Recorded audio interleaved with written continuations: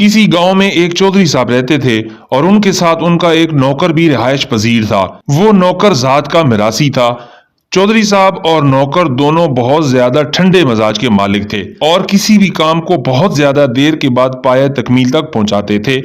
एक दिन चौधरी साहब पकौड़े खाने के बाद अखबार से बने लिफाफे के मुताले में मसरूफ थे कि उन्होंने खबर पड़ी कि महकमा ज़राअत ने जदीद पैवंदकारी के जरिए गंदम का ऐसा बीज इजाद किया है जो दुगनी फसल देता है। चौधरी साहब ने मुलाजमीन को इकट्ठा करके नए बीज के मुतालिक सलाह मशवरा शुरू कर दिया।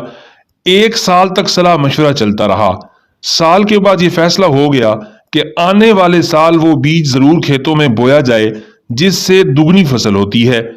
चौधरी साहब ने मुलाजिम को भेजा कि वो शहर जाए और वहां से जाकर वो बीज तलाश करके लाए। मुलाजिम जब शहर पहुंचा तो वो वहां से बीज तलाश करता रहा। सफर की थकावट से उसका जिस्म भी चूर चूर हो चुका था।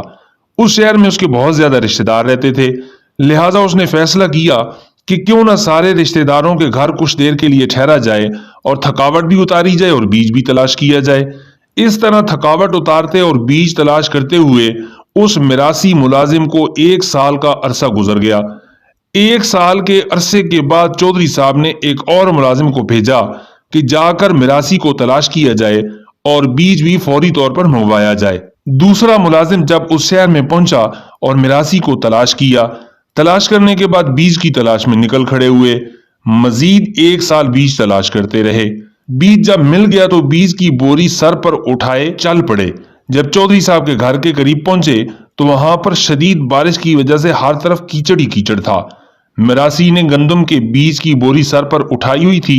इतने में उसका पांव फिसला और वो चौधरी साहब के डेरे के करीब बिल्कुल दरवाजे के पास जाकर कीचड़ में गिर गया और सर से बोरी भी गिर पड़ी और सारे बीज कीचड़ के अंदर लथपथ हो गए और मुलाजिम भी कीचड़ के अंदर नहा गया। चौधरी साहब ने जब देखा कि मुलाजिम कीचड़ से लथपथ हो गया है तो वो जल्दी से उठे और उनके मुलाजिम भी उठे और आकर मिरासी मुलाजिम को सीधा करने लगे।